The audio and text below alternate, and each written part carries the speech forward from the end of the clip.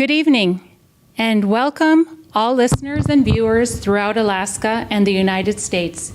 You are watching an episode of Danakanaga's Our People Speak series with the Morris Thompson Cultural Visitor Center, Tanana Chiefs Conference, and Danakanaga. I am Sharon Hildebrand. Tonight's presentation is Preparing for Winter.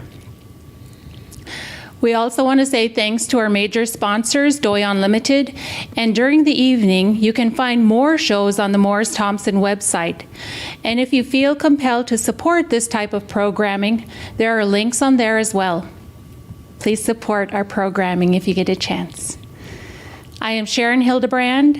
I'm from Nulato, where I was raised by my grandmother, Ellen Peters.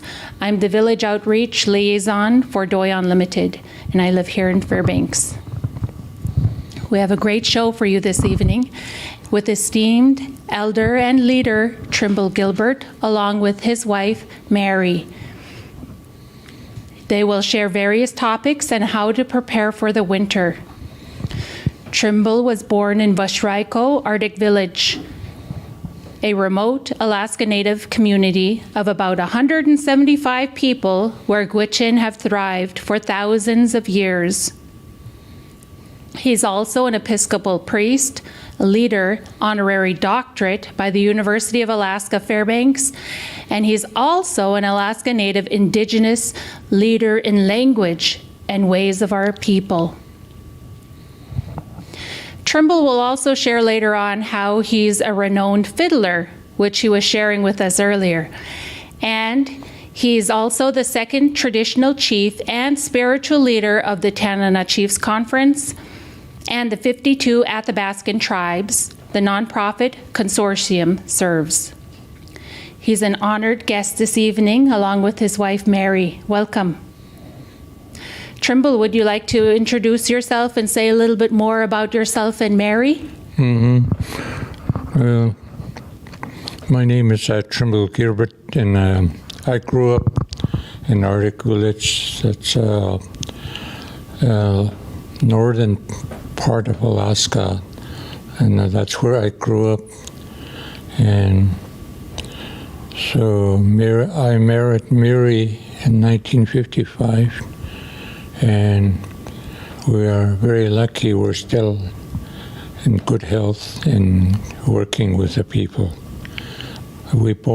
Mary is 85 years old, and I'm 86 years old.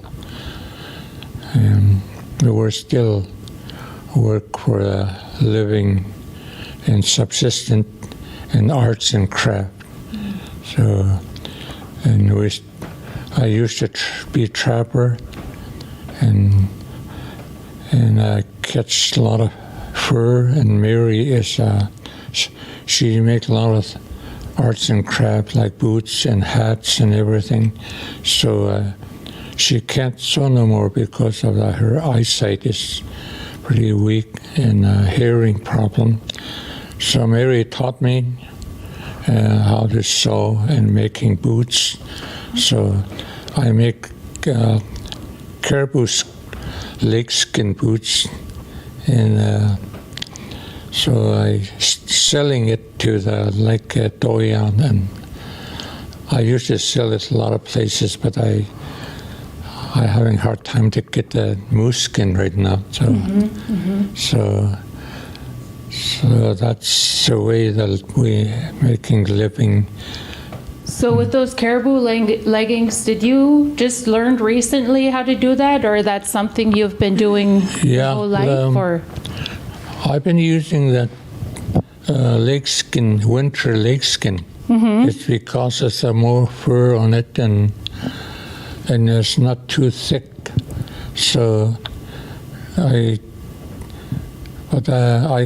asked people to give me some caribou leg skin, caribou legs. So I skinned it, and with a sharp knife. And you have to do it.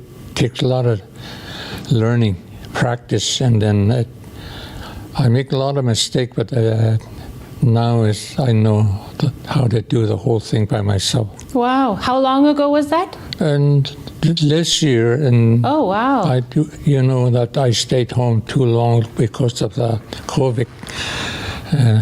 So you just can't. I just can't sit around all winter. Didn't do nothing. So I figure I should do something. So there's a caribou around, but we don't kill too many caribou. But then people give me some caribou leg skin, and they don't want to waste it anyway. So I skin it, and then I tack it on the wall, and then dry from the heat. And Mary taught me, and then I have to hang it outside, and wind and weather does something to it. So it's a little bit soft, easy to tan it. So I got tools. So I use a board, and I scrape it, and not too much, and you have to be careful, not too much, and then you hide it again. I hang it outside, and then before that I use a soap and down soap, and then I put on it, and it does help become really soft. And then the cutting is really hard. So I use a razor blade. First I use a pencil and mark it, and then I cut it. And this is the way Mary do it before that. So you have to be careful to do that. If you cut it the wrong way, then you just waste. So, and the mistake does help me though. And so I'm getting better and better. So now, I don't know how many years I've been sewing it. So even Doyan, they got some boots for me. Wow. And I think they display it, so you might see it. And so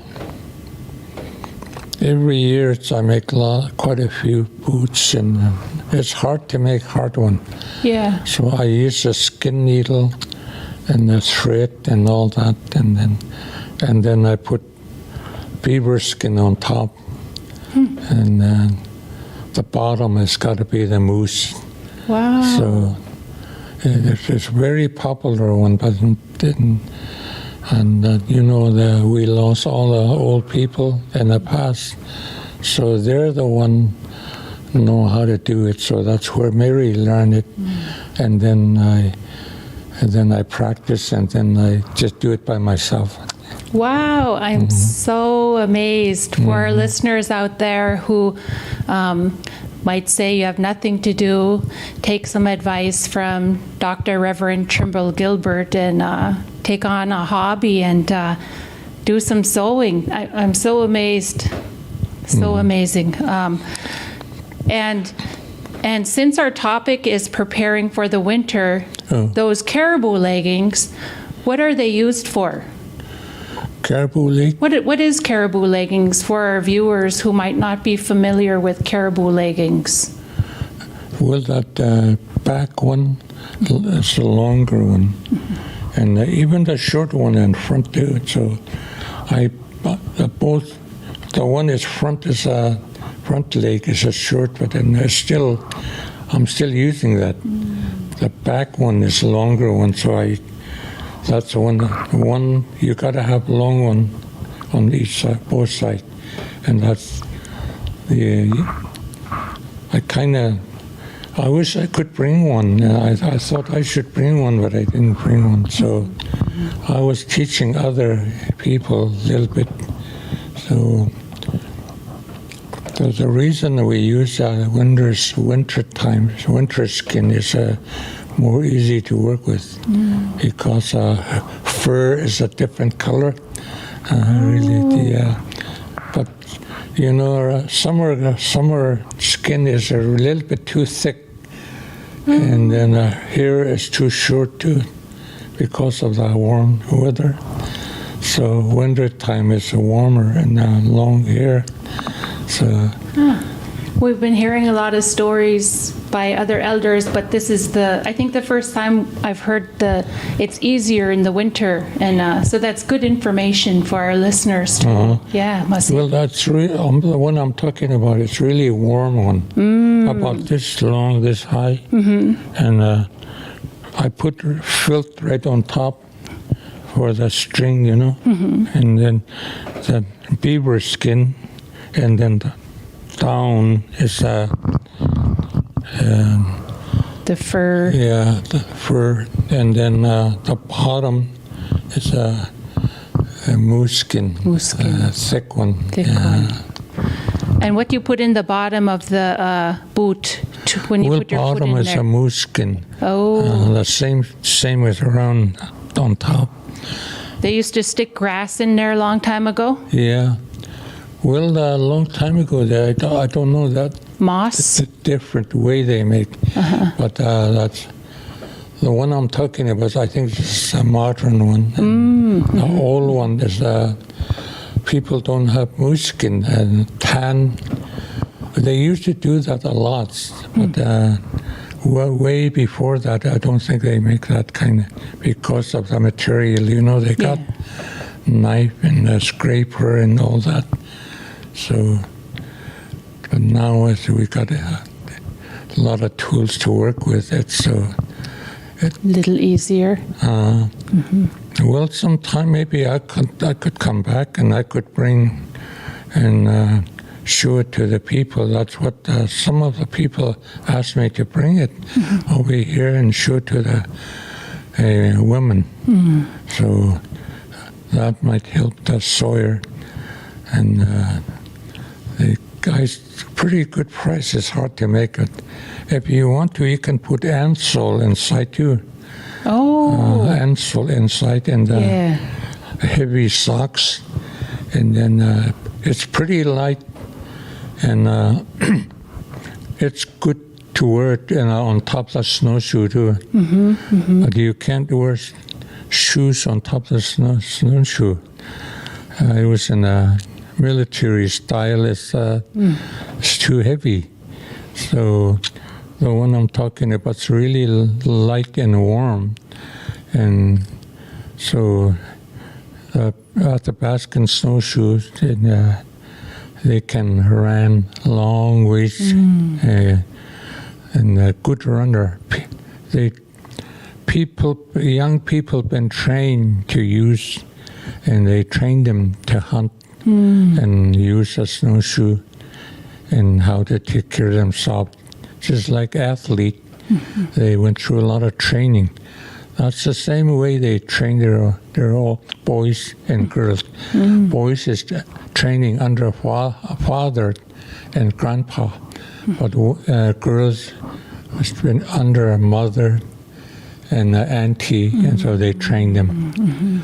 Otherwise, if they don't know, and then they're going to have a problem. So almost every one of them got snowshoe a long time ago. If you don't have one, you're going to stay one place all winter. So that's how important it is, that snowshoe. My grandma used to make us those caribou leggings, and I always felt really fast when I put them on. Oh, yeah? How long is it? She used to put it up here when I was a little kid with the caribou. Yeah. And now it's kind of not too long up to here. But people dancing. It's like I saw some down Tanana and other places. I see they wear it, and when they come around, drum dance. Oh, yeah. So they still want more, but then I can't make that many anyway. So. Yeah. Wow. In talking about winter preparations and getting ready for winter, okay. what are some of the signs that you look for when winter's coming? How you know winter's coming? Well, winter is, people, elder and old people, and there's just like science, and they live long times in this country, so they predict weather, so they know it's cold weather is coming. So I have a little story about that. You know that I live on this side, west side of the Alaska Brooks Range, and other side is the Arctic Ocean. So we're on this side. That's where my grandma, she was born around 1850, I don't know, maybe before that. She was really old. And when people, Arctic village people, this time of the year is really a little bit too hard for them because there's a lot of fish on where we live, but then they don't have fish net, gill net, and no spear. And they make the fish hook out of the bone too, so they can catch grayling and pike. Wow. But whitefish is, you got to spear them. And so getting harder before July. So they move up and or near the Brooks Range for the sheep. Oh, Because caribou is already other side of the calving ground. wow. And so they, otherwise, if they stay around that area, then they're going to be in trouble and without food. So they move up to the Brooks Range and for the sheep. So they hunt sheep. And all the men was out hunting one time, and my mom was there. Then that old woman said that I don't know how she know that it's going to be heavy storm. So even it's clear, but she said there's a lot of women on that camp, and she go outside and just talk to every one of them. I want everybody to go out and get some firewood, collect all the firewood, and cover it with something. And she's old, so everybody obey what she said. And then next day it's a really storm, rain, and windy, and she even knew it day before. So they warned the people about the weather. Sometimes cold weather is coming, they knew it. And so this is the way they know winter is coming. So winter preparation is, they don't really stay one place because there's no village anyway. I mean, the reason everybody gathered there one place, assembly area, and before winter, and probably around July, and then caribou is coming back sometime around July, mid-July, and August. So they know it's a herd is coming, and then they go out and spend maybe a month or 2 months up in the mountain, and people cut. My father, I remember he killed about 10 caribou, bull caribou. Sometimes it's warm weather, but they work so hard, my mom, and they smoke it and make a lot of dry meats. At the same time, you can't leave the skin over there too. There's no waste. My mom, maybe 10, 15 caribou skin, she work on it. And then I think they tack it to the ground, and when it's dry, and they roll it and for the winter. And first week of August is a good fur, and little calf, and for the winter, coat and winter pants Wow. and short hair, and easy to work on it. So furs don't come out. And then, and when they kill that caribou yearling or the calf and a cow, and they tan it, and all of them they tan it, and for winter preparation for the, and the bull, caribou skin bull is bigger skin, so they tack it, so that's a winter, just like mattress, you know. Yeah. I sleep on that kind of mattress. It's really warm, keep you warm. So it was a family event where Yeah, everyone would help in putting. Yeah, I put it on inside the tent. Oh. I didn't grow up very much in the cabin. It's pretty tough life, but then we are the very healthy people, no sickness, and it's like, and we don't even take a shower, and I don't remember I ever take a shower. Only time is winter, summertime. July is warm weather, and we swim. But then I don't think there's any germs or stuff like that. So people are very healthy, and old people are very healthy too. I remember 90 years old, but they walk so fast, and nobody wear glasses too. Wow. So nobody have problem with stomach problem or leg problem.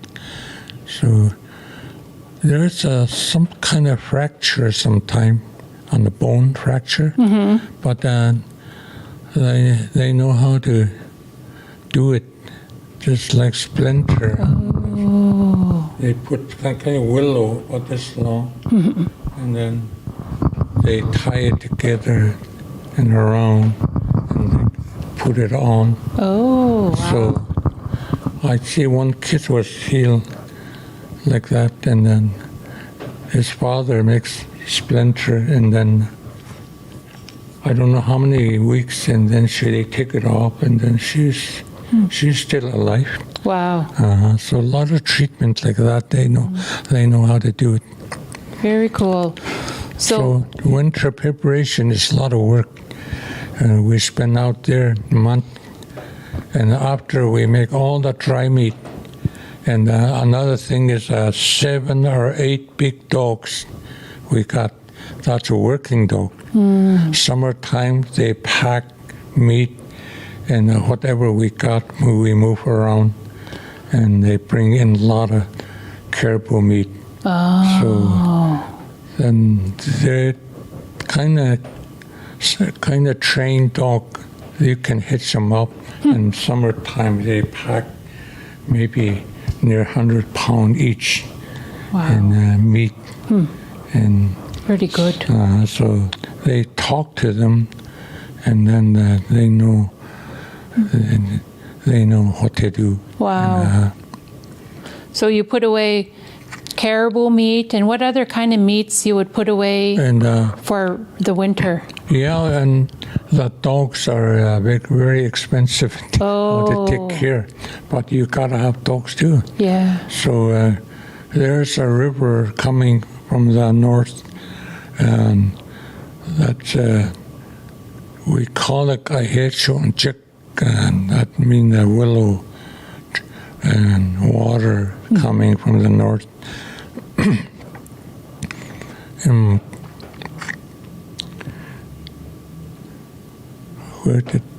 What other kind of meats or fish that you put away for the fish. winter? Yeah. So you got caribou, the yeah. dry meat is we can't hold it back to the where we live for the winter. It's a lot of work. There's a lot of meat, and then my father usually built a cache, 4-legged cache, and then they put up there is flat, and then maybe 4 logs high and up there, and then they hang all the meat across like this, and because the wind it does help not to spoil. So we leave it up there on the cask for the winter. And we covered with a skin. And first meat and then willow. We put willow right on top.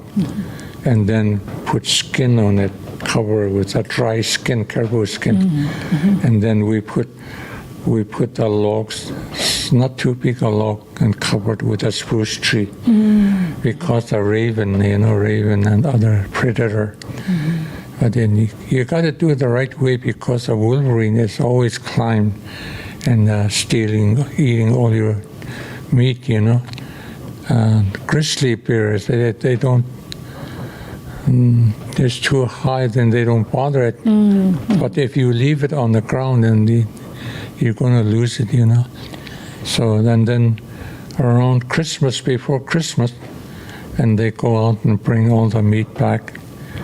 And not only us, but everybody out there do that.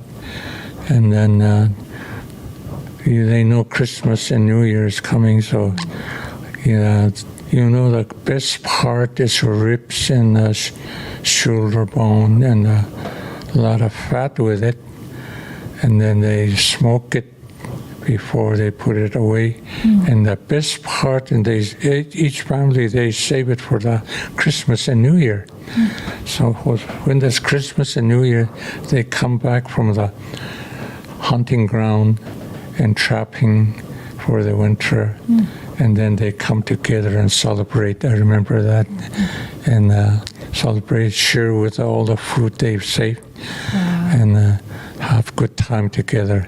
And there's a fiddle are there, and maybe more than a week, every night, every day they cook, and then everybody comes and enjoy themselves, and dance every night, and more community, real strong community, and more relationship to each other. They get to know each other, and the sharing is a most important thing I grew up with, even thousands of years until today. You all know that we're still sharing, and Native people, and everywhere you go in Indian countries, and even including Inupiaq, and the sharing I'm talking about is still here. And even though you don't have nothing, you never go hungry sometime in every community, and that's Athabascan people. So beautiful. Winter time is, the climate change today is different. It's really cold. I remember when you breathe, you can hear it when you breathe. It's really cold. Sometimes 60, 70, and 75. And even kerosene is frozen. And so this is how cold it is a long time ago. But and we survive, and we move around. Even cold weather, we move around and looking for caribou, moose, and something to eat. So that area is known for being really cold. Yeah. Yeah. The blizzard and the north wind and all that. It's really cold. But then I don't remember the frostbite. Sometimes I see a little bit on their face, but then they got fur, and wolf skin fur, and that wolverine skin is the first one. No, wolf skin is back, and then in front is a wolverine. And the reason is that the wolverine skin is good for the cold weather. Don't become the ice. But wolf's skin is different. Do you sew that too? Yeah. You sew those too? Yeah. Wow. You tie it over here, and even when cold wind, but then you don't have frostbite, that furs help you. Mary showed you how to do that too? Mary is, she's an orphan, and she lost mom a long time ago. And then she was adopted by another woman. She was really talented woman. It's Myra Francis. So, and then Mary is a good worker too, so she's been trained under that woman. And then after that, she moved around, stay with different people. And then my mom, she knew it, so Mary, she liked Mary because Mary is a very nice woman and taking care of my wife, my mom and dad. And so my mom asked me to marry Mary, so I never say no to my mom. And so she said, give me a lot of good message. If you do, and then you're going to have good life and good future. And because she know Mary is a hardworking woman, and she really did. And I found out later on, and she raised a family, and we got lots of grandchildren now. And so we talk about it, and we look back, and we are very lucky. We listen to the old people to live together and long life. Beautiful. So that meat I'm talking about at the same time, and then we move before freeze up, and sometimes we try to catch a lot of whitefish and different kind of fish for the dogs. So we dry it and we cut it and we store it. But 7 dogs or 10 dogs takes a lot of food, you know.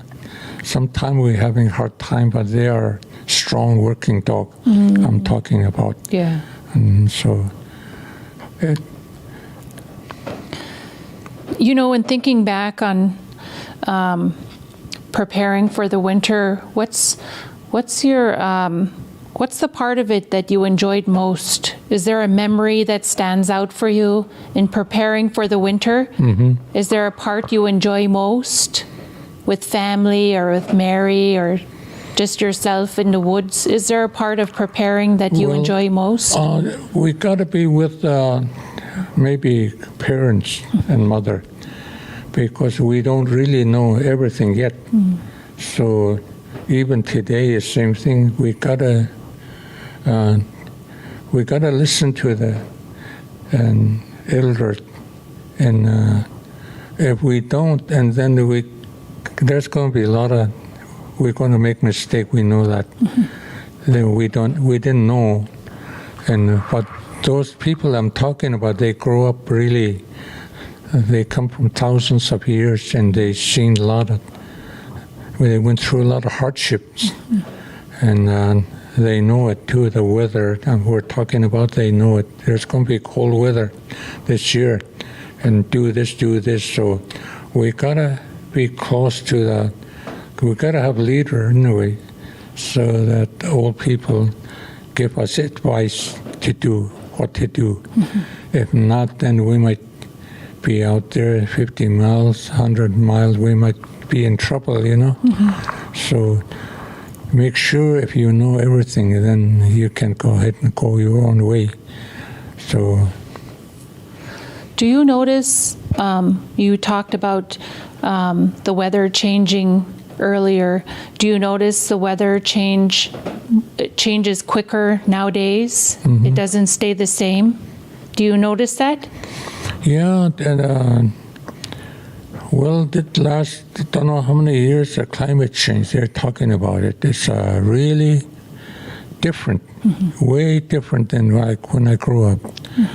But when I grew up, it's more prepared for the warm weather, cold weather.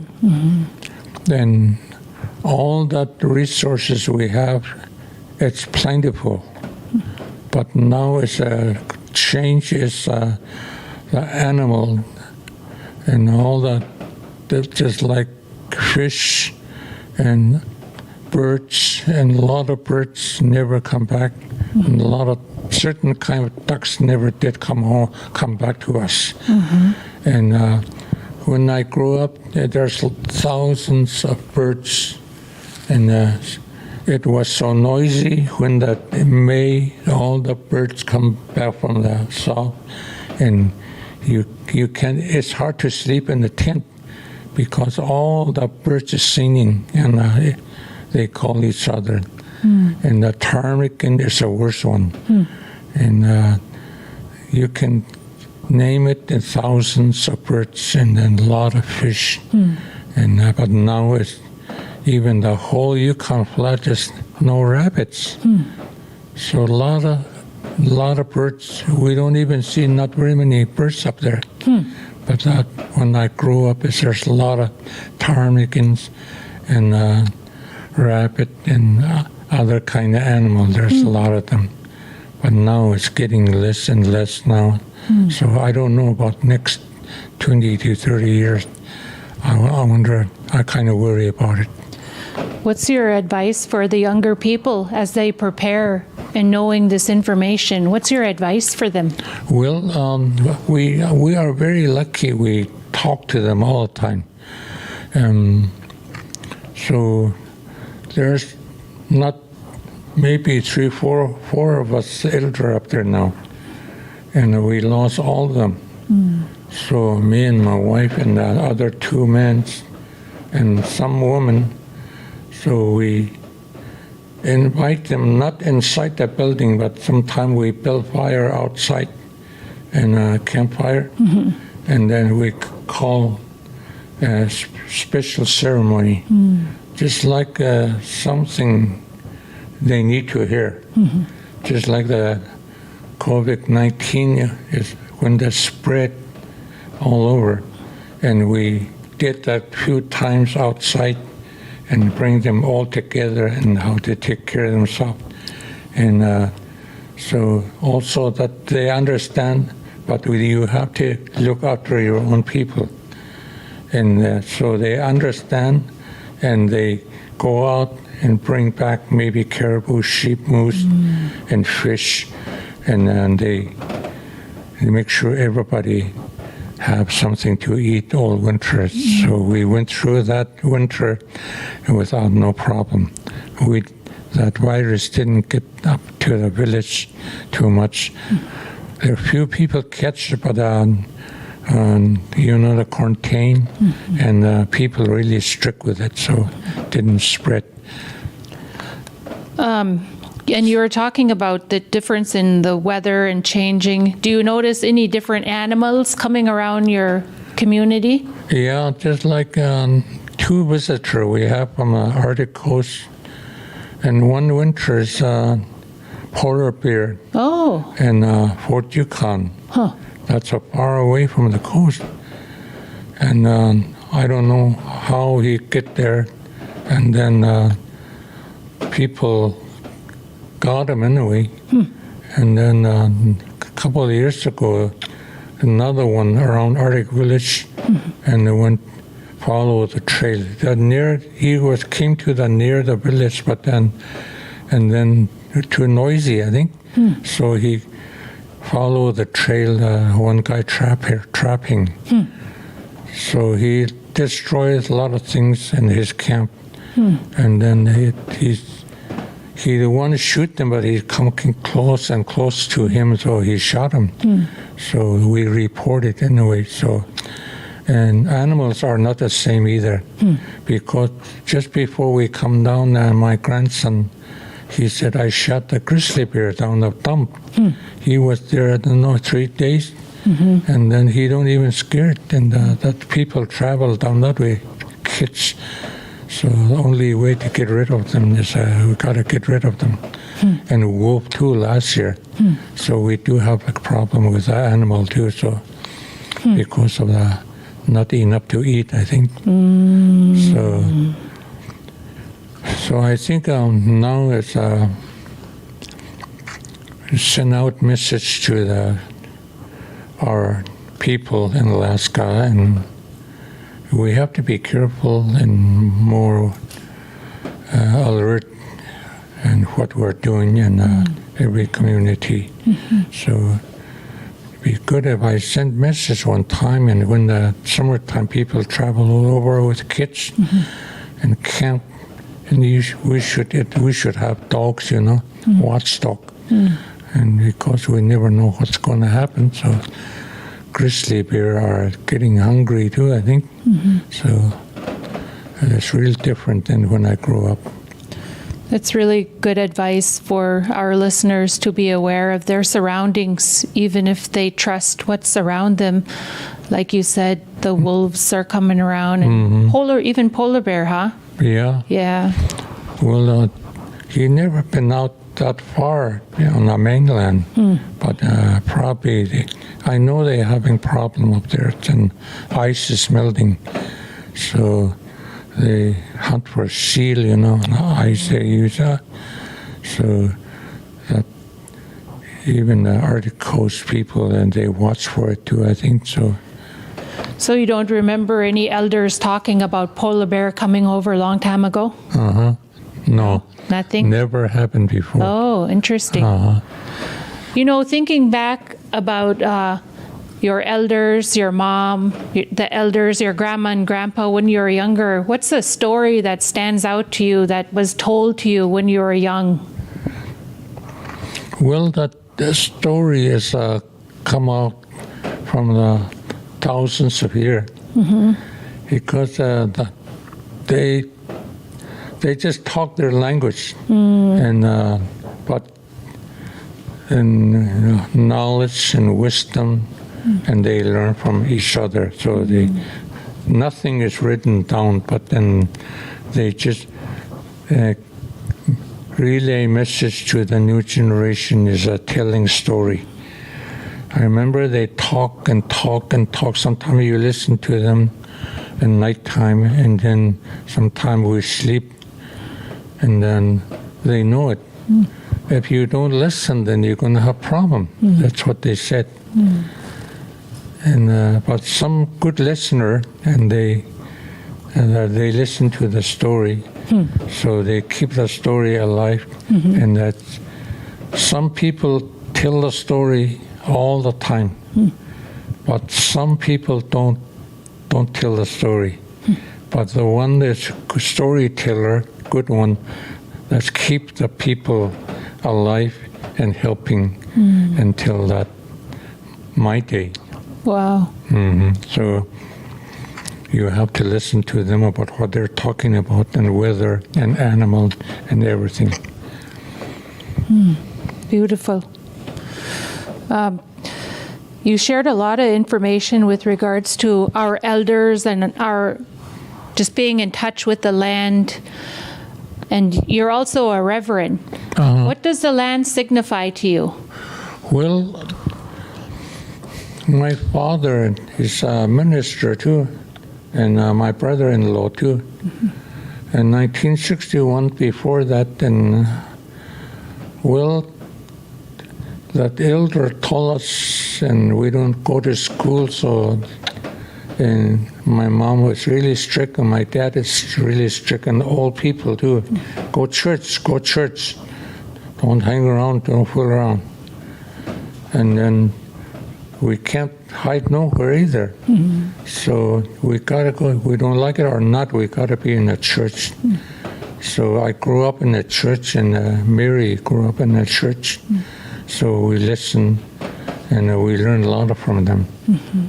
And then my dad and my brother-in-law, they use the Bible is translated into our language, not our language, Canada. The Canada dialect is a little bit different, but we understand each other. And they bring the Bible from Canada, so almost all the our region, all the Athabascan people learn how to read. That's a hard one to learn. I try it real hard every day. I read it, but I still have problem. But they do the service, the whole thing, and no problem. And maybe that's not too much going on during their time. Yeah. No TV, but the only thing they could learn is the language and how to read. So but I having problem with it, but then I go to their service and I understand. And then 1961, and I decided I should go ahead and practice. So we have a gathering and study in Fort Yukon, and then I've been trained under that our own people. Some of them speak English and the Canadian dialect. So I don't know how many times I went to their school and training, and then when I went home, and then I didn't have a problem to do the service, English service, and I also talk my language too anyway. Wow. So I worked maybe 54 years, I think, 1961, and I never did miss a service every Sunday when I was young. I like to do that. Yeah. A lot of old people come. That's more support. I know that. So pretty soon I was ordained, and then I start going out into the people, helping with the service everywhere. Wow. And I do a lot of funerals and baptism and all that, marriage and all that. I'm still doing that. Yeah. Wow. And I'm very lucky I did that. And without lots of soft support, I'm really strong man, and Mary is really strong. So we don't worry about, that's what Elder said, don't worry about your salary or stuff like that. And, God is our provider. So you'll find out later on. And so now we're sitting right here, and we are so happy, and we're listening to the Elder. So, and I think that God is, He blessed us to do this, and I got retired a long time ago, 86, I think, from the National Guard. Early days, I went to training, and 20 years, I put in 20 years, and then 3-year active duty. Wow. So I put in a lot of years and retired, but then but I don't know about retirement. It's not good for me. I don't want to sit around and do nothing. But then I work harder and to do this, what I'm doing right now, to work with people. What's your advice to young people that are scared to get involved? What's your advice to young people to learn their native traditions? Well, at home is a traditional village yet. Probably from me or others, we are traditional people, so we talk to them all the time, and every one of them, they understood. And traditional is your life. And so they listen to us, and there's a lot of respect for the elder. So the traditional way is like sharing, and a lot of young people come into our house, share with maybe caribou meat and fish and ducks and moose meat, and they were happy to do that. So this is the way we teach them, and we took them out to the camp, and that we need every one of them. Some of them only have mother too, some kids. So, and that sometimes female need to learn the man's work. So we know that boy or girl in trouble, so we bring them together and we talk to them together, and they get help from others, and those boys have no parents sometimes, but they join the group up there. So, and they become the part of the community so quick, and that traditional law we've been using, And we live on a 1.8 million acres land. So it says no liquors in the reservation. They fight over it. And but one of the things hard to control is drugs and other things, bad one. But they try so hard. Yeah. So a lot of them become very spiritual too. Beautiful. So no alcohol in the village for a long time now. We've been fighting for it for many years, and it's far north. And then finally, they work together, and now it's the church a little bit too old a foundation. So now they got together and they fixed the foundation, new foundations. And right now I'm gone, and they all donate their time in fixing the church now. Beautiful. So donate our time to do something for community. That's where I grew up. So, and I don't mind. I can donate my time the way I've been trained under the Athabascan people up there. So a lot of them are like that. So you have to be careful when you talk to them, and you have to watch your language, and you try some helping words into you. It worked, but when angry things destroy, it doesn't work. So we know all that from the elders. So we try hard yet in community like that. Beautiful. And also that other thing I seen, the newcomers, we got some a new you pick up there, and I don't know how many we got there. And then also the other places, other tribe, and few move up there. And but first time, and when they start moving, and then I was there, and then talking to them. This is a stranger come in, and don't treat them like outside. You have to treat them like your own community. So a lot of them are up there, and we need them too. They're good workers, and we treat them the way we treat our own community. So there's quite a few of them up there now. So that's one of the my favorite thing, relationship. Wow. Thank you, Trimble, so much. Dr. Reverend Trimble Gilbert, for sharing all this important information with our listeners, not only in Alaska, but throughout the United States and the world. I know that I'm going to be thinking a lot about the stories you've told us this evening. Thank you, Masi. Thank you both. Thank you and Mary for sharing this evening and sharing Mary with us. Yes. And we thank you all for tuning in this evening. Thank you to Doyon Limited that we can put together these programs that are put on by the Morris Thompson Cultural and Visitor Center, Denakanaga, and Tanana Chiefs Conference. I'm Sharon Hildebrand. Masi.